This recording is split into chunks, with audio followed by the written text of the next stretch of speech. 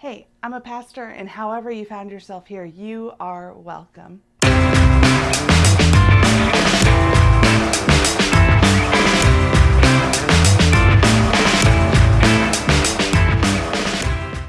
Welcome back. You have made it to the final study in this series, and I'm so proud of you for arriving with me here. And we end back where we began, at a fig tree. I don't know if you remember back to week 1, but there was this big question at the end about the fig tree. And the question was, what's going to happen to it? Will it produce fruit the next year, or will the owner come back, there be no fruit, and the gardener do what he promised and cut down the fig tree? We don't know. But just like that parable has important implications for our spiritual lives, for the ways that we actually live out following Jesus, so too does the whole narrative of Scripture. So whenever we dive into Bible studies, one of the important things that we have to do is we also have to make sure that we pull these stories we dove into and set them back in the narrative text. Because when we do that, just like any good story, we'll have callbacks, we'll weave through itself, and each piece can build upon itself. So too does the Gospels. And we don't want to miss out on that. And we actually see that in Jesus's ministry, the fig tree will become one of those callbacks for him. So before we actually arrive at the final fig parable, I actually just want to read to us a short incident that happens in the Gospel of Mark, only in the Gospel of Mark, when Jesus is walking by an actual fig tree. And it comes from Mark chapter 11, verses 12 through 14. And it would have been helpful if I had it open to the right page. Okay, here we go. The next day, after leaving Bethany, Jesus was hungry. From far away, he noticed a fig tree in leaf. So he went to see if he could find anything on it. When he came to it, he found nothing except leaves, since it wasn't the season for figs. So Jesus said to it, "No one will ever eat your fruit again." His disciples heard this. Okay, I know that was just a couple verses, but to make sure you understood that story correctly, Jesus is walking along this path. And he's walking along, he sees a fig tree, and it has leaves on it, but it's not the season for figs. But he goes up to it anyways. He sees that there's no figs on it. Jesus is hungry, and he gets hangry at this fig tree. He then curses the fig tree, saying, "No one will ever eat of your fruit again." And then they just keep going on. The narrative just continues. It does say the disciples heard this, but they're not going to bring it up. What on earth are you talking about, Jesus? So let's unpack here for a moment. I think what we truly see here, you have to realize that we're getting close to the end of Mark's gospel. And what we're encountering in that is, I think Jesus' anxiety is rising. We see signs of this in the ways that he's acting, and let's call it lashing out at points, because he's trying, right, to get these final lessons imparted. He is stressed about what is to come, and who wouldn't be? I think a lot of times we put so much emphasis on Jesus's full divinity, which is half of the really big fancy word of the hypostatic union, that we also forget that Jesus was fully human. So yes, he experienced emotions like we experienced emotions. And I thank God that we have a God that loved us so much to experience the same kind of emotions we experience, because we're not alone in it. And as a result, right, in this anxiety moment, he goes up to a fig tree that has no figs on it, and he curses it. But it's also interesting because the text notes for us that it's not the season for figs. So why is Jesus expecting figs on a fig tree then? Well, the way fig trees work is that when the season for figs approaches, they put out all their leaves. So when they put out all their leaves, there's a small crop of figs that come along with it. And then when the season of figs arrives, the fig tree booms often with figs on it. So Jesus knew that there should have been signs. There should have been small fruit there, and there was nothing there. And when Jesus curses the fig tree, the underlying metaphor that he's getting at is that he's cursing Jerusalem. He is so mad that they have all the signs of outward righteousness. But when he gets there, he knows that it's a false, it's a fake, it's a put on kind of righteousness, because they're not going to recognize him. And by not recognizing him, it'll lead to the rejection of the Messiah coming into his full and into his own. And it'll also lead ultimately to the cross. And so essentially what Jesus is saying here is fig trees exist to produce figs. Jerusalem exists to be a people of righteousness, right? We can parse that out as followers, right? Christianity exists to bear fruit. We as individual Christians exist to bear fruit. So is that it?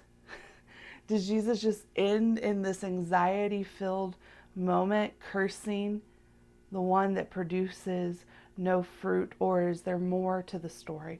That's why we have to keep reading and why we have to have conversation amongst the Gospels, because there is a final fig parable to come.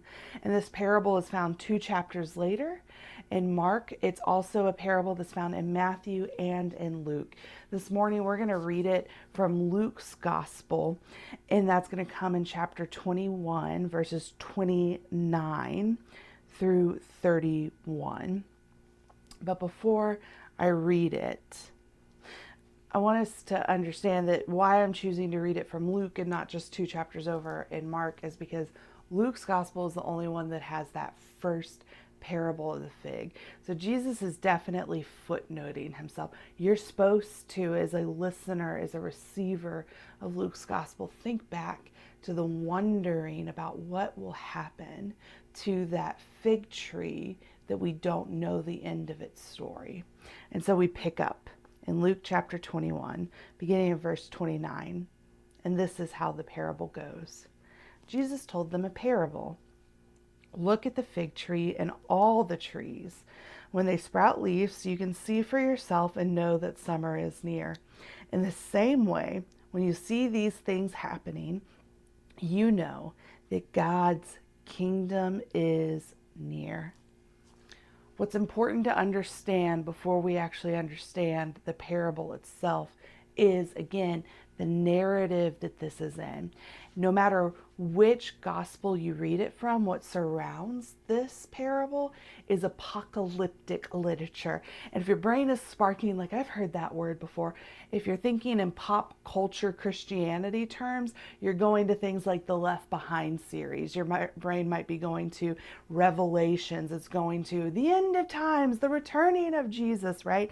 But a lot of that, just like, if you've heard of Dante's Inferno, a lot of that is not scriptural whatsoever. It is pop culture influenced. And so that's not what the biblical writers, the biblical storytellers of this narrative, or the ones who are listening close in time to this are hearing when they hear apocalyptic literature. In Greek, the word apocalypting literally means to unveil, to uncover, or to reveal. It has nothing to do with end times. It has everything to do with God showing us something new. I don't know about you, but I get excited about when God reveals something new about who God is to me. So that's what we should be listening for. And so that's important to understand, because in this parable, if you're reading this apocalyptic text, you're you're probably wondering, what on earth does a fig tree parable have to do with anything in the midst of it? Well, this is the moment that Jesus is trying to uncover or unveil something to us. And what's being uncovered in it? Well, what's being uncovered in it is that Jesus is now saying, I am the fig tree, right? Or I am like any of the trees. And when you come to me and you see the signs of fruit, you see the signs of summer drawing near, you'll know that God's kingdom is near. What Jesus is saying, what Jesus is revealing to us is that we can trust Jesus. Jesus isn't hiding things from us. There's no false righteousness. There's no pretense with Jesus. What we see is what we get. And I also think Jesus is giving us this very physical reminder in the calendar year to come back to trust him. That every summer when the trees put on their leaves, that every summer when the fig tree in spring puts out its leaves, that we can always return to who Jesus is. So where do we end? We end at a fig tree, and one that we can trust and know. So receive these final lessons of soil for our souls. We end knowing that there's always work to be done on our own fig trees, that it might come to bear fruit. And that's good. Jesus invites us to do that work, to tend for it, to become skilled gardeners at the way that we care for the soil that allows for good fruit to be born. Because Jesus knows that through that work, others will come to taste and see how good Jesus is through us. And also in it, we can know that every summer, every time we notice leaves on a tree, it can be this simple reminder that the unveiling and uncovering of who Jesus is one that can always be trusted. I want to end with this quote from a Greek philosopher. I'm going to be real honest. I think I'm going to butcher his name, but it's Epictetus, I think. But he has this great quote regardless. He says this: "No great thing is created suddenly, any more than a bunch of grapes or a fig. If you tell me that you desire a fig, I answer you that there must be time first. Let it first blossom, then bear fruit, then ripen." I end with that quote because I think there's a truth to it that has walked with us this whole 6 weeks that we might otherwise miss. And that it is this work takes time. From the very first planting of the fig tree, the owner didn't get mad the first 5 years, right? Fig trees take at least 3 to 5 years to produce fruit. Jewish culture protects fruit trees because of the amount of time it takes for them to bear fruit. The careless sower understands that the soil might not be ready for the seed right now, but it always holds the potential to be ready. This work of tending for our souls that allows us to be better at stewarding and caring for others, right? Because there was that emphasis through so many of these parables that when you care well for yourself, when you plant yourself in the here and now and don't get caught up with the worries of what may or may not happen in the future, but when you care about God's kingdom right here and right now through the way you care for yourself, it becomes so much easier to then be a person that creates fruit for others to come and experience Christ through you. This work takes time. So if you ever find yourself in a cycle of beating yourself up, I haven't done a good job of studying my scripture, I haven't done a good job of being connected to missions at my church, I haven't done a good job of whatever,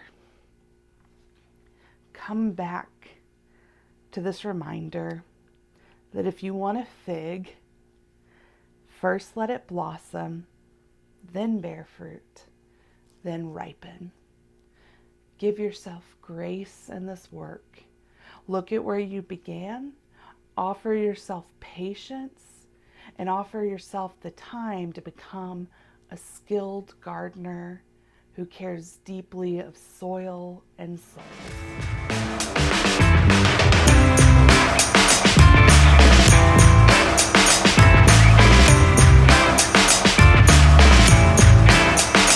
Thanks so much for joining me along this entire Bible study series where we have tended to soil and soul care. I hope that it has been meaningful for you. My hope is to keep producing these kinds of Bible studies. So if this has been something that is good to your soul, would you please drop a comment below? Would you tell me about other studies you would hope that we would do on this channel? Because I understand as a young mom how busy and full life can be.